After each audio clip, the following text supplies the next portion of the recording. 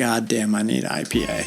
This is Beering Ain't Easy, your podcast for beer humor, dad humor, and beer tastings from Texas and beyond. So crack one if you got one and turn it up.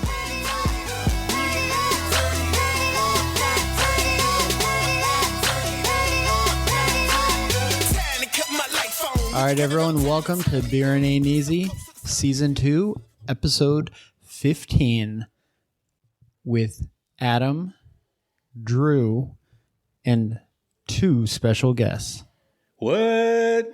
So Ryan couldn't make it tonight. Believe it or not, it's really hard for dads and jobs and kids to all find a time where we can get in the same room at the same time. But we have brought on 2 from the neighborhood gang here. We've got Michael, who is a 3-time repeat Beering Ain't Easy guest. Welcome, Michael. Glad to be back. Thanks for the invite. And we've got a first-time Beering Ain't Easy guest here. Adam, you want to introduce him? Inaugural episode with friend of the show, Larry. How's it going? All right. That was a pretty strong intro. I like it. So I didn't want to give my credentials right off the jump.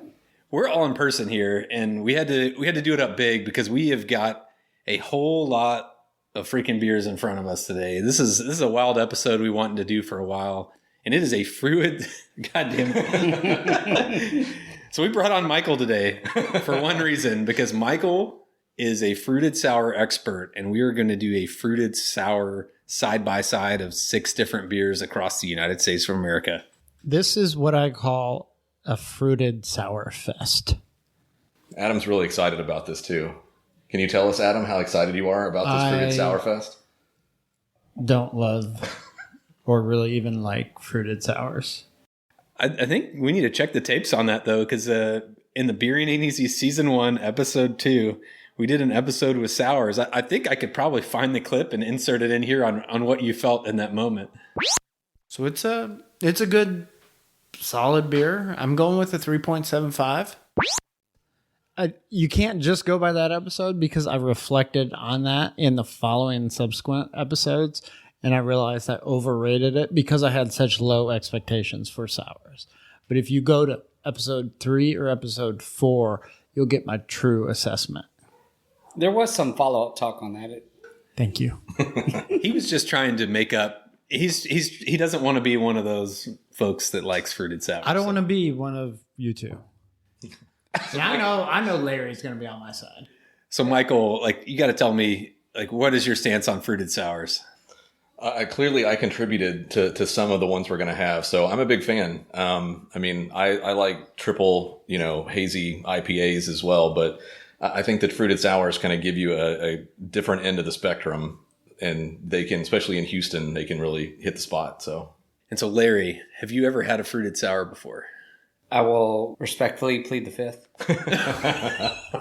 No, I've had a few in my time, but I'm not as distinguished as you guys are in this spectrum. So I'm just gonna enjoy, and we'll go from there. Do you typically like your beer to taste like beer, or beer? I'm more of a beer guy. Yeah. So I'm kind of looking forward to this. At the same time, I'm not looking forward to this. We'll see how it goes. Yeah, my stance on it is I love smoothies, I love fruit, but I don't think of that when I want a beer. But I really can enjoy this, but it's not when I want to drink beer. So I feel like you can enjoy both, but it's scratching a different itch there. So 100%. If I want a Smoothie King, I'll go to Smoothie King. Yeah. No plug intended. So what we're going to do, we got 6 different beers. We're just going to introduce one by one, talk about it, try to see if we can get Larry and Adam to like one at the end of this thing. But this is the fruited sour episode. What do you got, Adam? Without further ado, our first beer that we'll be drinking is Unicorn Juice from 450 North Brewing Company out of Columbus, Indiana. So, a little more details on this beer. Smoothie style sour ale with starfruit, papaya, mango, and guava. Everything I look for in a beer. and a fruit salad. I mean, one or the other. Why wouldn't you look for star fruit in your beer? I don't know. So has anyone else had a 450 North beer before? I have not. I have not. Negative. So I mainly learned about 450 North through the internet, just seeing this is one of those places where people will line up for their releases. And they also had the reputation early on for what's called the fruit bomb, where if you didn't store it proper temperatures or you didn't drink it fast enough and you open the can, it could completely explode on you. And so they just actually recently made an announcement on social media that they figured out how to shelf stabilize their beers. That's why they are now being distributed in Houston, because they say that it won't explode in your face. That's what she said. Yeah, good call. Welcome back, Adam. Welcome back to the show. I'm back, bitches. You did that way too fast. Yeah. That's what she said. Yeah. Good one right there, too. Round 2. The other thing that 450 North is known for is that their first couple beers, these fruited sours, it's hard to figure out what the ABV content is. And so they were known for listing their beer at 6 or 7% ABV. And then someone ran it through a lab and found out it was like 3.5% alcohol. So they got hot water for false marketing. So it almost smells like a Lifesaver cup when I whiff it up. You know, like dude, it's spot on. Yeah, there's a Lifesaver taste to this thing. Yeah. So is this listed as a smoothie? Is that? It is listed as a smoothie, but this is the least smoothie I've had. I'd say we're gonna see some smoothies here in a second, but this one is definitely like opacity color wise is not as thick smoothie as I would have expected, but it's the unicorn juice. It's not the unicorn. I feel like my daughter would love this. That's the sad part. I feel like my daughter would love something like this, and I'm sitting here thinking, yeah, I don't know. I got nothing on this one. I feel like fruited sours are kind of like the gateway drink that I feel like they're targeting kids that are too young to drink. Which is sad. It's kind of like vaping, right? It's like bubblegum flavored vape. Yeah, can I get some cotton candy in this? Yeah. It's more like a mixer. Yeah. You could put vodka in this. You could put vodka. I can drink it. That's good. Tolerable. Larry says tolerable. Beer number 2, I will turn it over to friend of the show, Michael. All right, so beer number 2, this is from Ingenious Brewing Company. This is out of Houston, Texas. Out of Houston, technically. Close enough. Yeah, out of Houston. We'll just say out of Houston. And this is Smarty, and Smarty for them is a whole series. So this particular Smarty is Bruja berry. So this is blueberry. I got to read the small print at the bottom. This is blueberry, lime, jalapeno, and habanero. That was a pretty good dad moment you had right there. I know. Michael had his glasses. You're not supposed to talk about that part. I mean, last week, Beering Ain't Easy was at a beer bar recording live. This is the dad episode. I mean, like we got to let it all hang out here.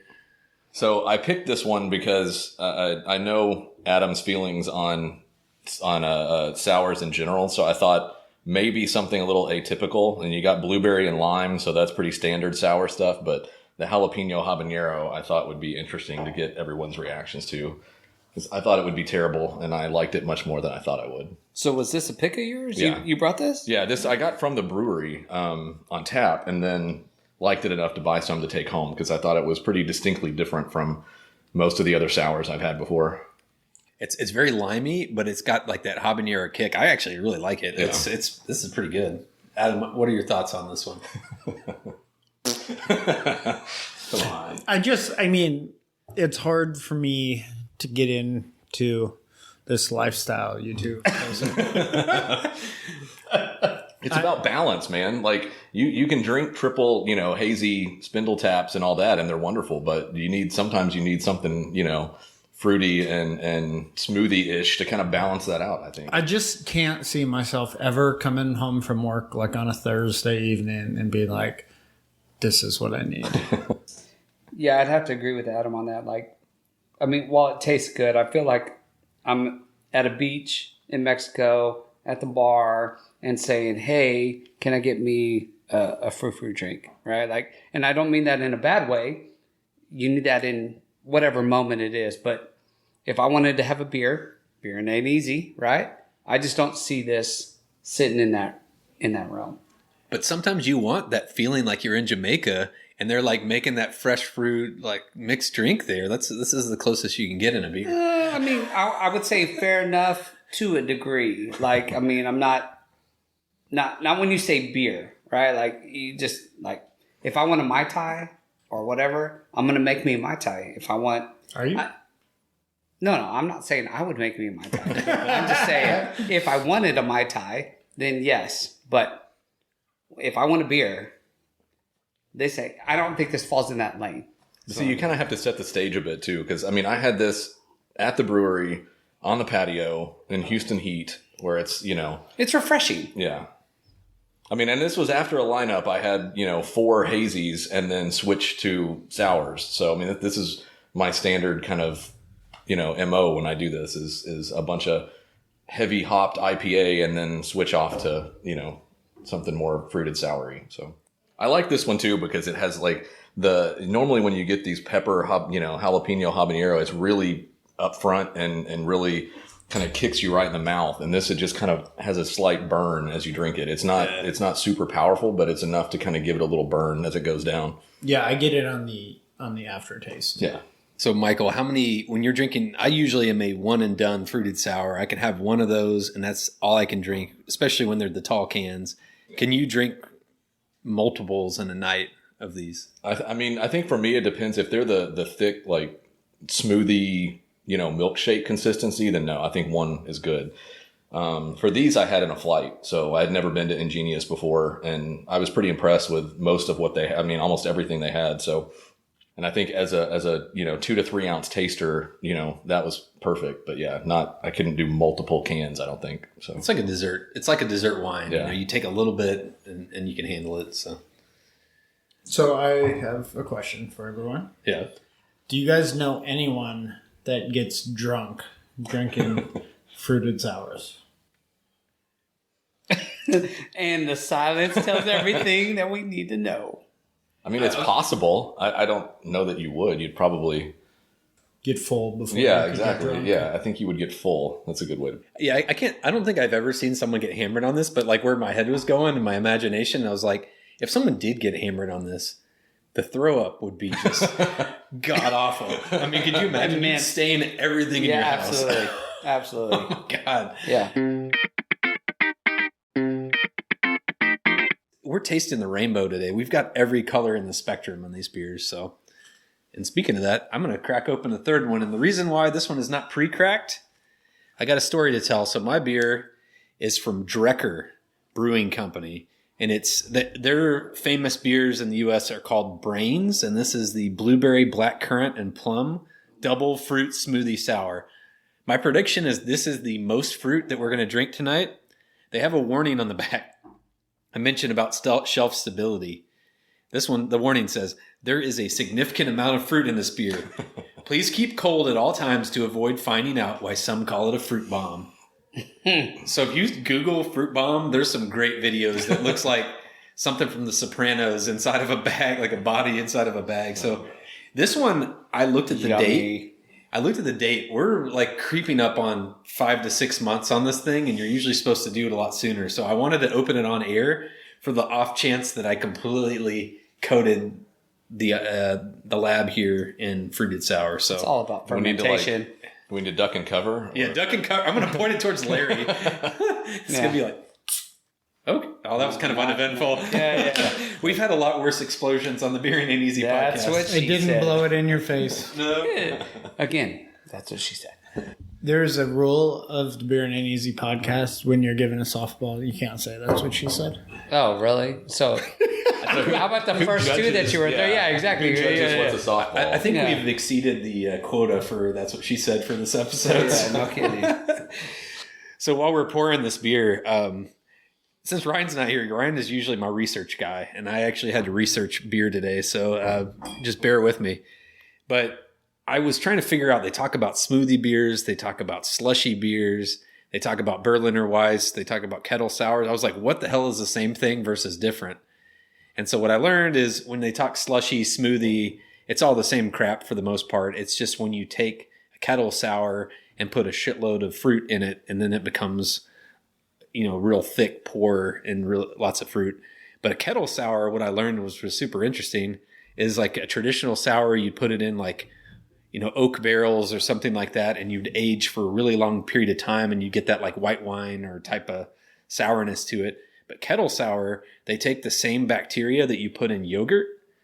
I think it's like a lactobacillus, and they throw it in the kettle, and then it gets super sour really fast, just like yogurt. So that's what's interesting. So you can make a really sour beer in a short period of time. That's why most people go to kettle sour.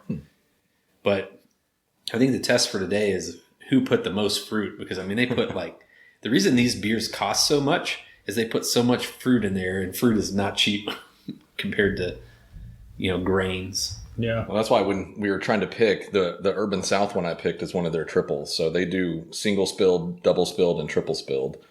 So this is we'll get to the triple in a minute, but that's how much fruit they dump in there. So this Drekker beer to me is the thickest we've had so far out of the three. Mm-hmm. Undoubtedly. These are the type of beers that leave like a little fruit ring around the side of your glass. It's got legs on it. That's what they say in the wine industry, right?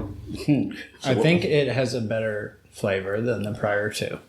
Yeah. It's good. Definitely a better flavor. I just, again, if I'm sitting here and trying to think of, if I put it in the context of beer, right?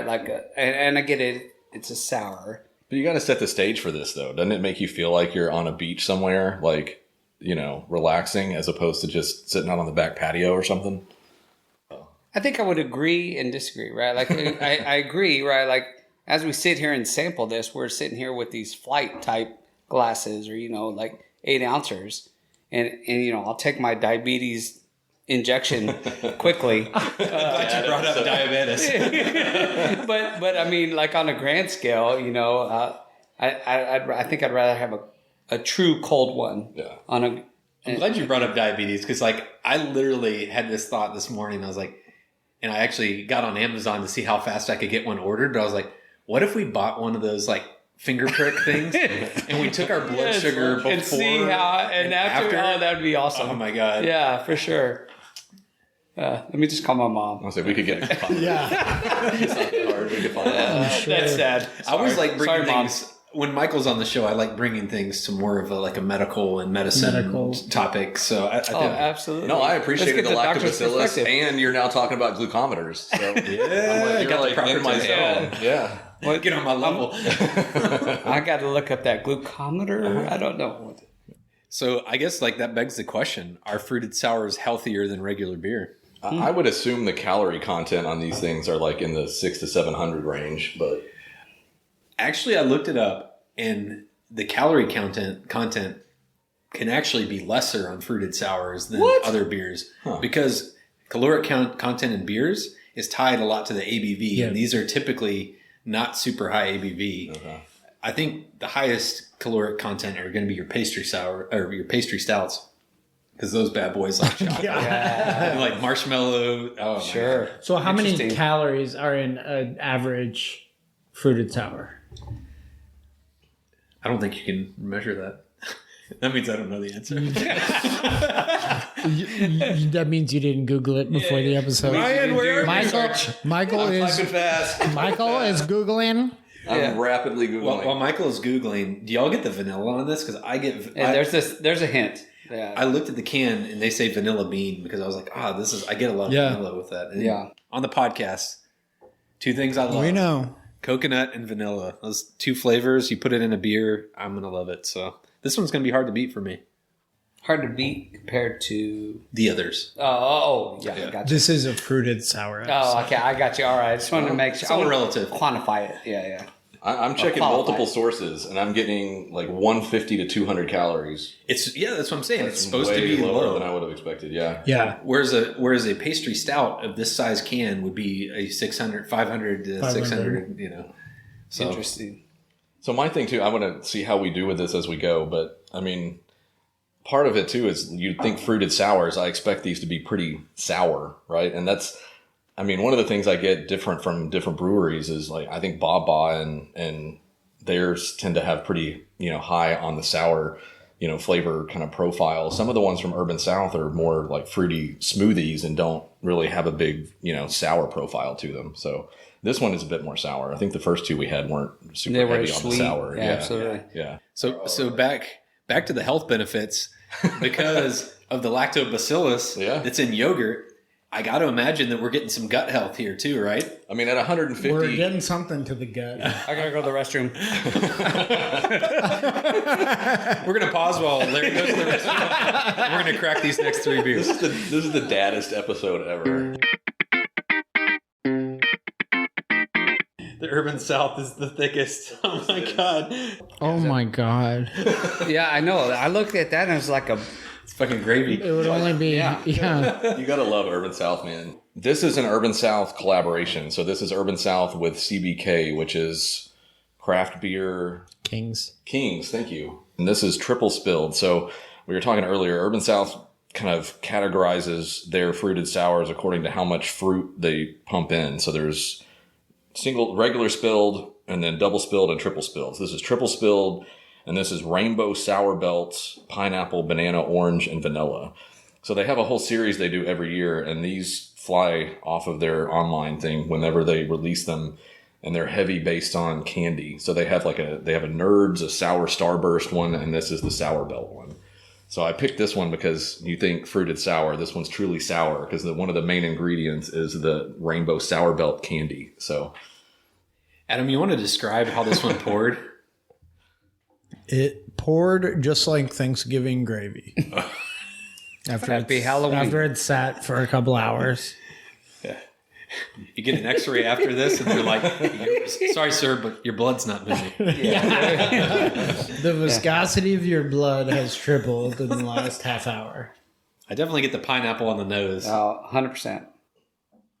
So, Michael, you are a card-carrying member of the Urban South Society. I don't know what they call themselves, but tell us about your regular visits to Urban South. yeah, so, I mean, dad and married people who enjoy beer, it's rough sometimes because, finding, I think, breweries out there that are kid-friendly or who has stuff that your wife wants to drink, unless your wife just loves IPAs and, regular beer, it's kind of hard to find. So, I mean, we kind of latched onto Urban South because obviously my wife enjoys a lot of their fruited sours and, their different types of beers that they offer. And so that's why we, when you want to drink beer, you want to go somewhere that your wife and your kids want to go to, or else you don't get to go there at all. So that's how we got to Urban South. But I like them because they do a good job with both, everything on the spectrum. So they do really well with their fruited sours and their IPAs and, stouts and pilsners and all kinds of stuff. So I'm a fan. Heck yeah. I think this beer is going to take a while to sip because it is it's super thick. So I'm going to go off script a little bit here on more of a dad topic here. So on the podcast, we talk a lot about breweries and we talk about how good they are to be kid friendly. And so my question to y'all is, when you go out without your kids, do you go to the same breweries you look for with your kids, or do you go and actively seek somewhere that is not kid friendly at a brewery? I refuse to go anywhere without my kids that I could go with my kids. Bullshit. No, you didn't. I refuse to go anywhere without my kids that I could go with my kids. So like everywhere that I go when I'm not with my kids is places I could not take my The kids. untouchable places. The untouchable places. Do you feel the same way, Michael? Yeah, I mean, a lot of the places that are kid-friendly tend to be places that, have beer that my wife likes to drink too, which is why we, Urban South and even Ingenious, she really liked them as well. When we don't have the kids, we tend to go to places that, 8 Bro Flint and Rosewater and like bourbon bars and stuff like that, because those are definitely not so much for the kids. So that answer kind of surprises me somewhat. And this is because really I wanted to ask the follow-up question, which is, if you were going to go on vacation, would you choose a place that kids normally go for vacation when you go just with your wife, or would you choose a place that is not kid friendly? Michael.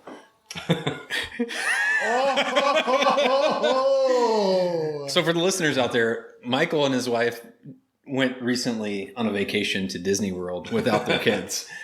And I've not been able to get over it ever since. So, Michael, I need to understand, like... We have got to get to the bottom of this, Michael. So in context, there was a conference in Orlando, and we're pretty big Disney fans anyway, but if you've never done Disney without the kids, it's a whole different experience. So, I mean, the first thing we did was go to Epcot and then do the drink around the world where it's pretty much exactly like it sounds. In Epcot, there's, I forget, 11, 12 countries. And so you start at one and you go all the way around and you have a drink in each country. And so that's something you could never do with your children, really. I mean, you could, but you might lose them by the end of it. So yeah, I mean, normally, yes, we do vacations kid-free to places that aren't as kid-friendly, but...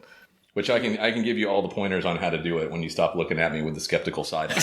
Too late. There's nothing. Or the side eye. Nothing or you can say to justify your behavior. No. I'm looking at you with a little bit of jealousy because we're playing in Disney next year. So how can I make that happen? I can tell you where to get the best drinks in Epcot. So. Oh, done. I was just looking at Michael with my question that I wanted to ask, which was, did you and Rebecca get a picture with Anna and Elsa too? No, that's when you go without kids, you don't have to do any meet and greet with any characters. It's you don't have to, but did you choose to? That's the question. I think that's where you're going with that. Well, in COVID, hand your phone over. In the COVID era, phone over. I need to see your pictures. To be fair, there are no meet and greets in the COVID era. So even if we wanted to, we couldn't, but we did not. Cheers to that. Let it go. Let it go. Well said. So, Adam, you want to take us next beer, second to last? I wish I knew Disney better because I would have turned that into another Disney joke. Take us on a magical ride. I would like to take us on a magical ride. Yeah. Don't knock it till you've tried it. Our next beer. Drum roll, please. Yesterday Sour Ale by none other than Brewhouse out of Brookshire, Texas. Whoa. Oh. Okay. This one is raspberry, blackberry, Marionberry. Marionberry? What is that? Marionberry? Marionberry. I wouldn't They have expect that. schnozberries on there too? Schnozberries, It tastes like schnozberry. Sean Mary? lemon, and ice cream. Whoa, you threw me off with the ice cream. I know. How do you put ice cream in the sour? Urban South does it too. I have no idea how they do that. I imagine it's like a concentrated, like sugary milk that you throw in there, maybe.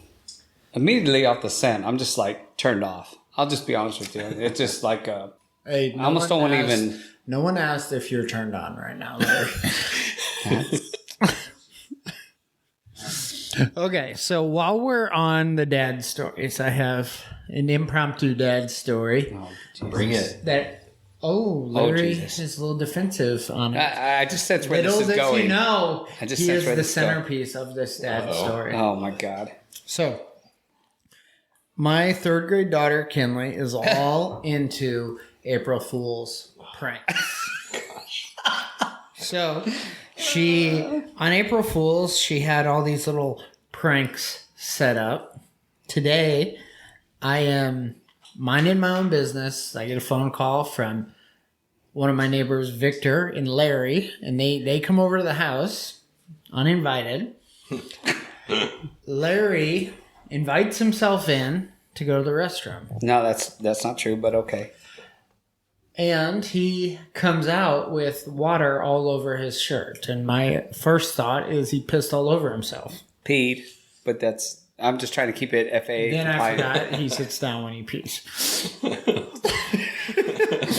I have heard that. So, Rude. All of y'all are rude right now. It's a new generation. So but okay. he comes out and I'm like, dude, what the hell did you do in there? I mean, there's water all over his shirt. And he's like, dude, your sink is broken. I go inside, I check it out. Did he break it? Yeah, so then Kinley's like, It gets better. Okay. Daddy, I did an April Fool's joke and put tape on the sink. Where'd she come up with that idea? I don't know. It was pretty classic. Before I even made it to the second bathroom in Adam's house, the first bathroom, was completely clogged. That wasn't an April Fool's joke. There was no getting around it. I flushed and it was not going anywhere. So when I went to the second bathroom, I did go. And then, yes, when I turned on the faucet, I had water shooting out at me like it was a fire hydrant. And I just, I thought for 100%, like I thought it was broken. And so I cleaned up the mess. I told your wife, I said, hey, give me a towel. I'll handle my business. And then that's when Kinley let me know, yeah, April Fools. And I was just like, that's classic. Yeah, good stuff. So, sounds like your better. kid. Yeah, oh yeah, no, that's totally Adam. This is your kid. Yeah, it was totally Adam, 100%. So Adam didn't do the nice thing in like Billy Madison style where he like splashes some water in his shirt to make you feel better. No, he there was no apologies. There was no like, oh my God, I can't believe she did this. I was a proud. Oh yeah, high five. It was 100%. There was no apology. There was a high five. Yeah, there was 100%. Like, that's my girl. That's what he said as I walked out. So let's get to our final beer. Yeah, that's what I'm talking about. Final beer. So we're going outside of Texas again on this one. This is Mortalis Brewing out of New York. And it is a collab with Horace Aged Ales in Oceanside, California. And it's called Hydra Hawk. And I had to look it up on Untappd for the flavor profile here. Mango, passion fruit, raspberry, and marshmallow. Oh my God. And y'all take a sniff of it. And marshmallow. All I get is marshmallow. Yeah, man. 100% marshmallow on the nose. Ooh, yeah. And it's really marshmallow cream that they put in there, right? Yeah, not the true marshmallow. And it is marshmallow in the taste. Oh, this one's kind of wangy. Ooh. Adam, you're going to like this one. Take it as a shot. Take it as a shot. All at once. Yeah. Shot. It has a very intriguing smell. I don't think Just so. slam it. Sure. It's a lot of marshmallow. Yeah. I think they went a little too hard on the marshmallow. I gotta break it to you guys. This is my favorite so far. I knew we were going to do this. No, I did. It really is. Shut your It really mouth. is. Shut your mouth. Yeah. You contrarian. That's all you are. You're just, right now, you're a contrarian. It is my favorite of the day. Well, I think it's heavy on the marshmallow, but it's lighter on the fruits. Yeah. And so it's like it's less Fair. like fruity. I guess is the word I'm looking for. That's all I get is fermented marshmallow. Yeah. Not a big fan over here. Yeah. It does not sit well on the palate.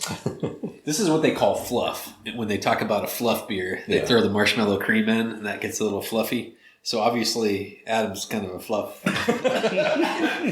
kind of gentleman. I'm a little fluffy, so Yeah.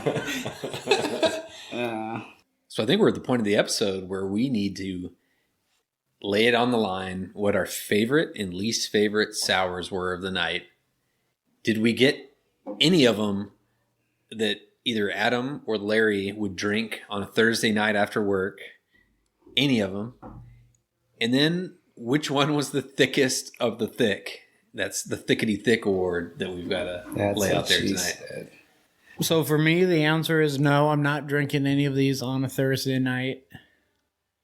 And the Thicky Thick award goes to the Triple Spilled from Urban South.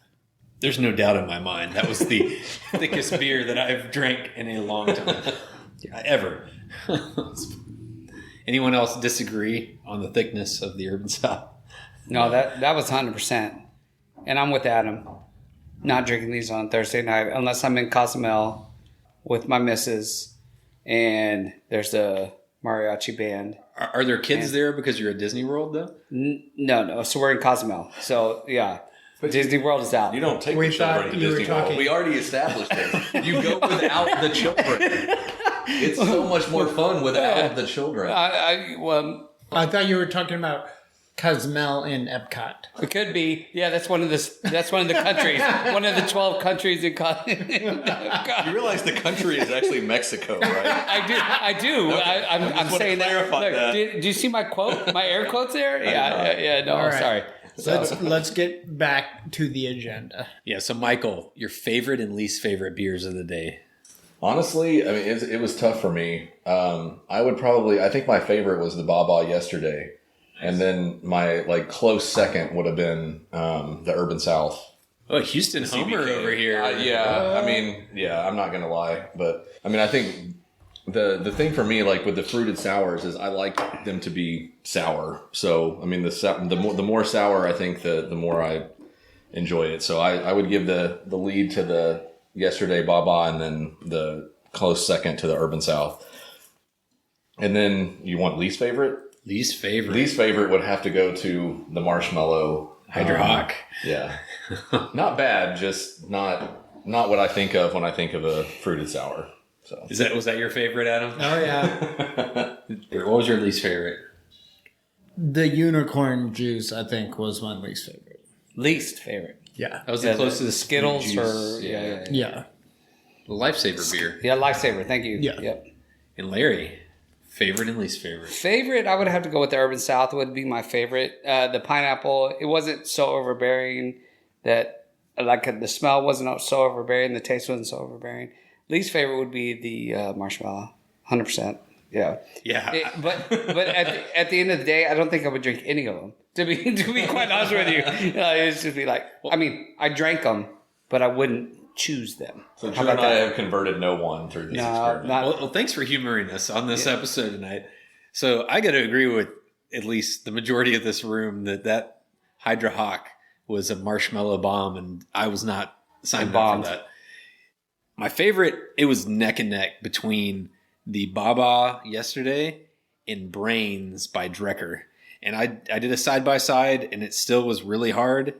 And I actually went with Brains because that vanilla kick, you know me and that vanilla, just a little sweetness right there. I loved it. So both of those beers were fantastic, by the way. You just wait for my Untapped ratings on this. Oh, boy. Adam's gonna Here we go. Yeah. Here we go. Adam's going to label all the Untapped -10 just to counteract all of Drew's ratings, but that's okay. And I'm feeling super energized from all this fruit energy. Oh, yeah. All this all gut this- health that I've got. I got an Gut insulin health. injection waiting for you, my friend. Yeah, insulin. Yeah, love it.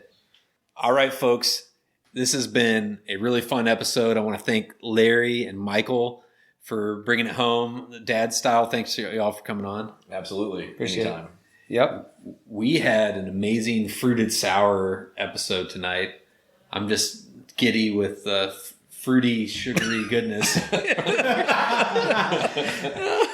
So that's a wrap tonight. Adam, you want to take us home? I have one closing thought. If you are a fruited sour lover and you are trying to convert two of your friends who are not into fruited sours, the absolute worst way to convert them is to bring them together to try 6 different intense fruited sours at once. Because if there's anything that you do with fruited sours is you don't drink them in bulk. And so there's no worse way to convert people than to put 6 different fruited sours in front of them for the first time all at once.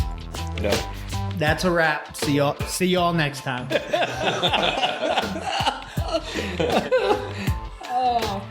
I kind of want to mix these. This has been a Beering Ain't Easy production out of Houston, Texas.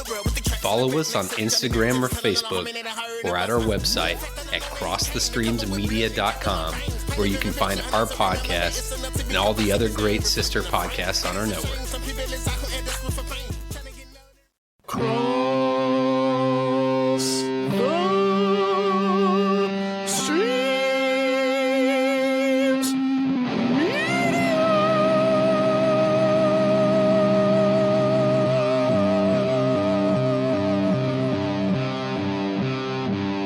This has been a Cross the Streams Media Podcast.